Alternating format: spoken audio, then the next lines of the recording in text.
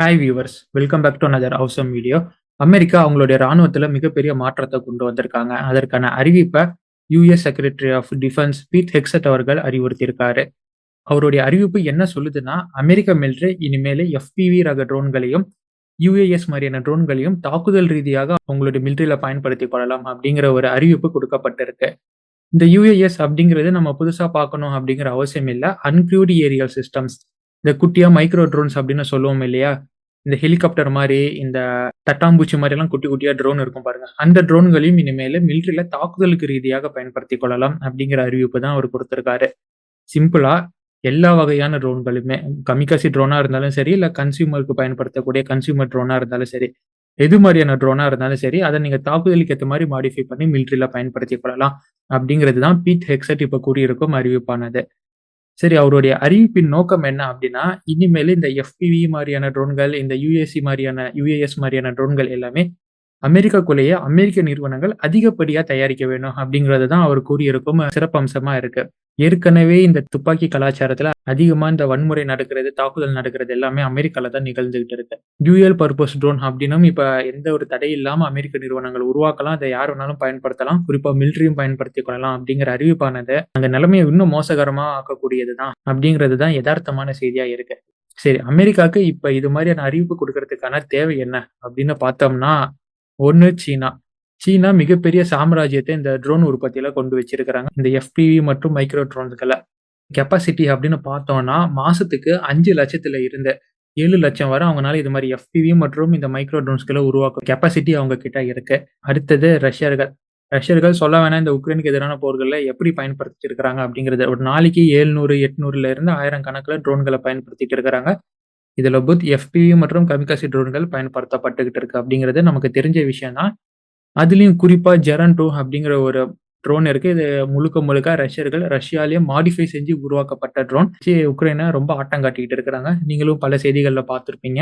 ஜெரன் 2 drone அப்படிங்கிறது உக்ரைனின் அந்த இடத்த தாக்குனது, கர்கோவ தாக்குனது, ஆயுத கிடங்குகள தாக்குனது அப்படின்னு. ஆனா, நம்ம யாருக்காச்சும் ஒரு சந்தேகம் வந்துச்சா? அந்த ஜெரன் 2 ஏன் இந்த அளவுக்கு லீத்தலா இருக்கு? உக்ரைனால ஏன் அத தடுக்க முடியல? அப்படி என்ன அந்த ஜெரன் 2ல இருக்கு? அப்படிங்கிற சந்தேகம் நம்ம யாருக்காச்சும் வந்துச்சா? பட் டோன்ட் வரி, இன்னைக்கான காணொளியில அத பத்தி பார்க்க போறோம். இந்த அமெரிக்காவின் இந்த அறிவிப்புக்கான காரணம் ரஷ்யா மற்றும் சைனாவின் நடவடிக்கைகள் தான். அவங்க பெரிய அளவுக்கு இந்த எஃபிவி ட்ரோன்கள தாக்குதலுக்காக பயன்படுத்த தொடங்கியிருக்காங்க. அதற்கான ஒரு சின்ன யூனிட்டே அவங்க உருவாக்கி வச்சிருக்கிறாங்க. இப்ப அமெரிக்கா அது மாரி இல்ல அப்படிங்கிறது அவங்களுடைய பேக்லாக தான் காமிக்குது. ஸோ அமெரிக்காவும் அந்த ஒரு இடத்த ஃபில் பண்ணணும் அப்படிங்கிற காரணத்துக்காக தான் இப்ப இது மாரி எஃபிவி மற்றும் மைக்ரோ ட்ரோன்ஸ்கள ஆயுதமா பயன்படுத்த அனுமதி குடுத்திருக்காங்க. இந்த கல்யாணத்துல, ஃபங்ஷன்லலாம் ஒரு குட்டியா ட்ரோன் பறக்க விடுவாங்க பாருங்க. குவாட்ரோகாப்டர்ஸ் மாரி இருக்கும் பாருங்க. அந்த ட்ரோன் தான். ஆக்சுவலா அந்த ட்ரோன்ல கீழ வந்து குண்டுகளோ, இல்ல ஹிட் டூ கில் கான்செப்ட்ல பயன்படுத்துவாங்க. அதுதான் எஃபிவி ட்ரோன். சரி, இன்னைக்கான காணொளியோட கான்செப்ட்டுக்குள்ள நம்ம போயிரலாம். ஜெரன் 2 அப்படிங்கிறத ரஷ்யா எப்படி பயன்படுத்திக்கிட்டு இருக்கிறாங்க? அத எப்படி அவங்க உக்ரைனால தடுக்க முடியாத அளவுக்கு அப்கிரேட் பண்ணியிருக்கிறாங்க அப்படிங்கிறத இன்னைக்கான காணொளியில நம்ம பார்த்து தெரிஞ்சுக்க போறோம். ரொம்பவும் இன்ட்ரெஸ்டிங்கான ஒரு காணொளியா இருக்கும். ஸோ வீடியோவ முழுசா பார்த்து என்ஜாய் பண்ணுங்க. நீங்கள் பார்த்துக் கொண்டிருப்பது ஆயுதம் அறிவோம். ஆயுதம் அறிவோம் அப்படிங்கிற நம்ம சேனல சப்ஸ்கிரைப் பண்ணிட்டு வாங்க. Let's dive into it.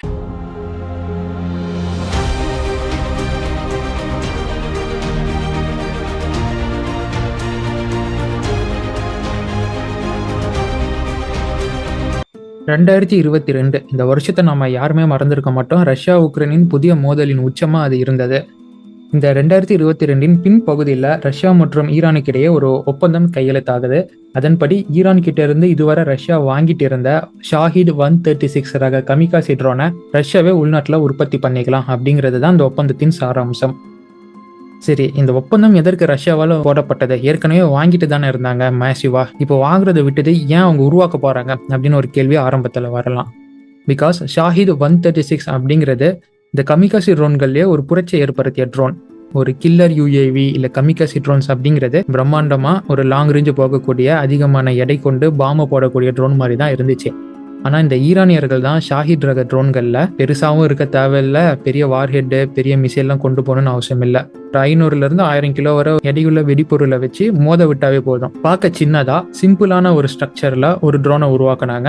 அதுதான் இந்த ஷாஹித் 136 அப்படிங்கிற low cost, long range and effective drone. இதோடைய வெற்றி ரஷ்யாவை ரொம்ப இம்ப்ரெஸ் பண்ண காரணத்தினால தான் ரஷ்யா அந்த ட்ரோனை அவங்க நாட்டுக்குள்ள உற்பத்தி பண்ண ஆரம்பிச்சாங்க. இதற்கு இன்னொரு காரணமும் இருக்கு. ஈரான் மீது இருந்த பல கட்ட பொருளாதார தடையால ட்ரோனை ரஷ்யாவுக்கு ஏற்ற ப்ரொடக்ஷன்ல அவங்களால ப்ரொடியூஸ் பண்ணி கொடுக்க முடியல.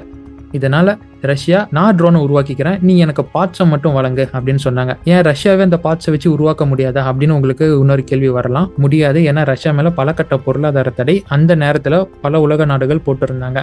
அதன்படி இந்த ஆயுத உருவாக்குதலுக்கு தேவையான முக்கிய காம்போனன்ட்ஸை ரஷ்யாவுக்கு யாரும் வழங்க முடியாது. இதனாலதான் ஈரான் கிட்ட இருந்து பாகங்களா வாங்கி உள்ள ரஷ்யாவுக்குள்ள அசம்பிள் பண்ண ஆரம்பிச்சாங்க. இது மாதிரி இந்த உற்பத்தியானது ஒரு இலக்கோட தொடங்கப்பட்டது ரஷ்யாவுக்குள்ள. 2025 சுமார் 6000 யூனிட்டை நம்ம உருவாக்கணும் அப்படிங்கிற இலக்குல தான் இந்த ஒரு ட்ரோன் மேனுஃபேக்சரிங் ரஷ்யாவுக்குள்ள தொடங்கப்பட்டது. So later on that day by day சில மாற்றங்களை கொண்டு வந்து இப்போ ஜெரான் 2 அப்படின்னு கம்ப்ளீட்டா ஒரு ட்ரோனை ரஷ்யாக்குரிய ரஷ்யன் ப்ராடக்டா ஒன்று மாறி நிற்குது. அது வேற எதுவுமே இல்லை, ஷாஹித் 136 ரக ட்ரோன் தான். பார்க்க ஷாஹித் 136 ரக ட்ரோன் மாதிரி இருந்தாலும் உள்ள கம்ப்ளீட்டா இப்போ இருக்கிறது எல்லாமே ரஷ்யன் ப்ராடக்ட்ஸ். அந்த இது ஒரு மேம்படுத்தப்பட்ட ஷாஹித் 136. ஒரு நாளைக்கு சுமார் 60 இருந்து 170 ட்ரோன்களை ரஷ்யர்கள் தன்னோட சொந்த நாட்டுக்குள்ள இந்த போருக்கு நடுவே அவங்களால உருவாக்கிட்டு வராங்க. இதற்காக அவங்க 2 ஹப்பை வெவ்வேறு இடங்கள்ல செயல்படுத்திக்கிட்டு வராங்க. இந்த 2 ஹப்புமே சுமார் போர்க்களத்தின் ஃப்ரண்ட்லைன்ல இருந்து 1000 கிலோமீட்டருக்கு உள்ள ரஷ்யாக்குள்ள தான் இருக்கு. இது ஒரு தாக்குதலின் கன்சர்னை பொறுத்து இவங்க உள்ள வச்சிருக்காங்க அப்படிங்கிறதும் நாம எடுத்துக்கலாம். சரி, எதுக்கு 2 ஹப் வச்சிருக்காங்க? ஒரே பெரிய ஹப்பா ஒன்று வச்சுக்கலாம், பிளான்ட் 1 பிளான்ட் 2 வச்சுக்கலாம். எதுக்கு 2 ஹப் வெவ்வேறு இடத்துல தனித்தனியா வச்சிருக்காங்கன்னு கேட்டீங்கன்னா தடைகள்ல இருந்து தப்பிக்கிறதுக்கு தான். ஏன்னா இது மாதிரி ஈரான் கிட்ட இருந்து பொருளை வாங்கி இவங்க தயாரிக்கிறாங்கன்னா இதற்கும் ஒரு தடை போடுவாங்க மேற்கத்திய நாடுகள். ஸோ இதை டெக்னிக்கலா ஓவர் கம் பண்றதுக்கு தான் 2 வெவ்வேறு இடங்கள்ல இந்த ட்ரோனை 2 வெவ்வேறு மாதிரி ப்ரொடியூஸ் பண்ணி அதை அசம்பிள் பண்ணிட்டு இருக்கிறாங்க. ஸோ இதுதான் ஜெரான் 2 உருவாக்குதல். இப்போ இந்த ஜெரான் 2ல பயன்படுத்தி இருக்கும் காம்போனன்ட்ஸ் ஆனது 60% ரஷ்யாவுதாகவும் 40% சீனா கிட்ட இருந்து கொள்முதல் பண்ணப்பட்ட காம்போனன்ட்ஸ் ஆகவும் இருக்கு. ஏன்னா ஆரம்பத்துல சொல்லியிருந்தோம் ஈரான் கிட்ட இருந்து இவங்க ரா மெட்டீரியல்ஸ் வாங்கி பயன்படுத்தினாங்கன்னு. இப்போ மட்டும் இவங்களே எப்படி டெவலப் பண்ணாங்கன்னு நீங்க கேட்கலாம். அதனால தான் சொல்றேன். இந்த அப்கிரேட் அண்ட் டெவலப்மெண்ட்ஸ் நம்ம எங்க இருந்து ஆரம்பிக்கலாம்னு பார்த்தோம்னா வார் ஹெட்ல இருந்து ஆரம்பிக்கிறது சூட்டபிளா இருக்கும். ஷாஹித் 136ல 50 கிலோகிராம் எடையுள்ள வார் ஹெட் இப்போ அதாவது 90 கிலோகிராம் உள்ள ஹை எக்ஸ்ப்ளோசிவ் வார் ஹெட் ஆகவும், தெர்மோபாரிக் வார் ஹெட் ஆகவும், டங்ஸ்டன் பால் ஷார்ப்னர் கொண்ட ஒரு வார்ஹெட் ஆகவும் மல்டி பர்பஸ் வார்ஹெட்டை இந்த ஜெரான் 2 ட்ரோனுக்காக உருவாக்கியிருக்காங்க. இந்த பேனாமுடிய கழட்டுற மாதிரி இந்த ட்ரோனின் முன்பகுதியை வார்ஹெட்டை திருவி கழட்டி இந்த 3 வகையில ஒரு வகையான வார்ஹெட்டை அவங்க ஸ்க்ரூ பண்ணி பொருத்திக்க முடியும். அடுத்து பார்த்தோம்னா ஆப்வியஸ்லி இன்ஜின் அண்ட் ப்ரொபல்ஷன் சிஸ்டமா பார்க்கணும். 50 to 90 horse power piston engine மூலமா இந்த ட்ரோன் மணிக்கு 150 கிலோமீட்டர் வேகத்துல போக முடியும். இதோட தொடர்ந்து 12 மணி நேரம் நிக்காம இதனால பறக்க முடியும். அண்ட் ரேஞ்ச் ஆனது 1000 கிலோமீட்டர் அப்படின்னு குறிப்பிடப்பட்டிருக்கு. இந்த இடத்துல ஸ்பீட் ஆனது ஷாஹித் 136 விடவும் ஒரு 2% 3% கம்மியாக தான் இருக்கு. இதற்கான காரணம் மேபி ட்ரோனோட ஓவரால் வெயிட் இன்க்ரீஸ் ஆனதுனால ஸ்பீட் அங்கே அடி வாங்கியிருக்கலாம். பட் இருந்தாலும் அவங்க 2 இன்ஜின்லாம் பொருத்தி சில வேலைகளை பண்ணிக்கிட்டு இருக்கிறாங்க. அப்படி இருக்கும் பட்சத்தில் இவங்களுடைய ஸ்பீடானது இன்னும் கொஞ்சம் அதிகரிச்சிருக்கும். பட் சிங்கிள் இன்ஜினில் தான் நான் இந்த இன்ஜின் அண்ட் ப்ரொபல்ஷனுடைய ப்ராப்பர்ட்டிஸை சொல்லிக்கிட்டு இருக்கிறேன். இதை தொடர்ந்து ஏவியானிக்ஸ் அண்ட் நேவிகேஷன் சிஸ்டம் இதில் மிகப்பெரிய மாற்றத்தை ரஷ்யர்கள் கொண்டு வந்திருக்காங்க. டு பி ஹானஸ்ட், இந்த இடத்துல ஏற்பட்ட மாற்றம் தான் ஜெரான் 2 ஷாஹித் 136ல இருந்து முழுமையாக வேறுபடுத்தி காமிச்சிருக்கு. எலக்ட்ரோ ஆப்டிக்கல் காம்ப்ளெக்ஸ் இந்த சிஸ்டம் மூலமா ரஷ்யன் ஜெரான் 2 ட்ரோன் ஆனது ரியல் டைமா டார்கெட்டை ஐடென்டிஃபை பண்ணி ட்ராக் பண்ணி தன்னோட இலக்கை துல்லியமா அளிக்க முடியும். இந்த துல்லிய தாக்குதலை இன்னும் மேம்படுத்தும் விதமா ஏஐ இதுல இம்ப்ளிமெண்ட் பண்ணப்பட்டிருக்கு. இங்கதான் மிகப்பெரிய வேடிக்கை அடங்கியிருக்கு. இந்த ஏஐக்காக இவங்க யூஸ் பண்ணியிருக்கிற சிப் ஆனது என்விடியாவின் ஜெஸ்டான் ஏஐ சிப். இந்த என்விடியா யாருது அப்படின்னு உலகத்திற்கே தெரியும். இது இவங்களுக்கு கிடைக்குது அப்படின்னா எங்க இருந்து வருது, யாரு அப்படிங்கறத நான் சொல்லி தெரியணும்னு அவசியம் இல்லை. இதுதான் ஜெலன்ஸ்கியும் பல முறை குற்றமா சொல்லிட்டு இருக்கிறாரு. நெக்ஸ்ட், ஜாமிங் ரெசிஸ்டன்ஸுக்காக இதுல multi antenna control reception pattern antenna பொருத்தப்பட்டிருக்கு.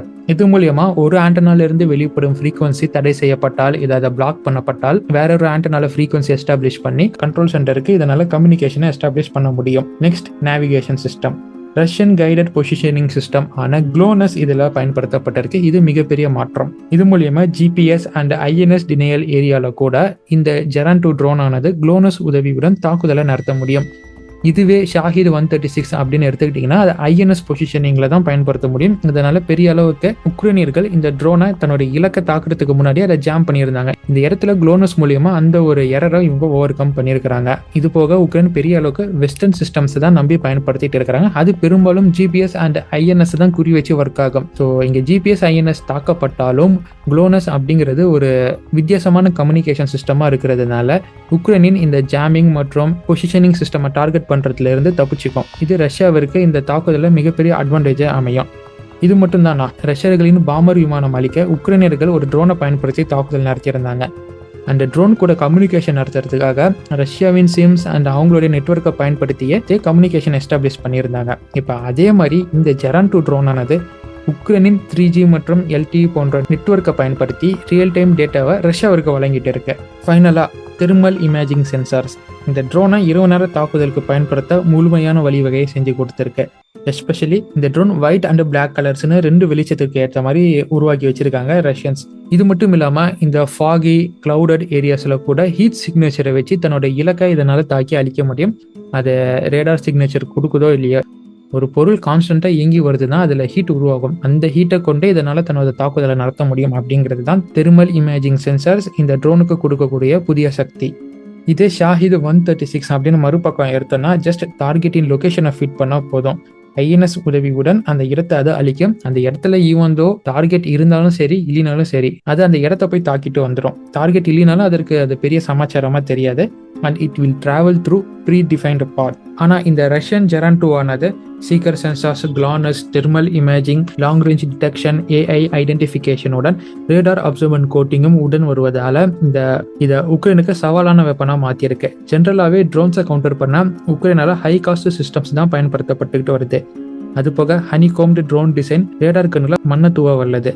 இதை இன்னும் ரஷ்யா மேம்படுத்தி லீத்தலாக உருமாற்றி அதிக அளவில் உற்பத்தி பண்ணி உக்ரைன் ஏர் டிஃபென்ஸுக்கு ஒரு சவாலை கொடுத்துட்டு வராங்க. இதனால தான் இப்போ சமீபமாக இந்த ரஷ்யாவின் இரவு நேர தாக்குதலை உக்ரைனால சமாளிக்க முடியல.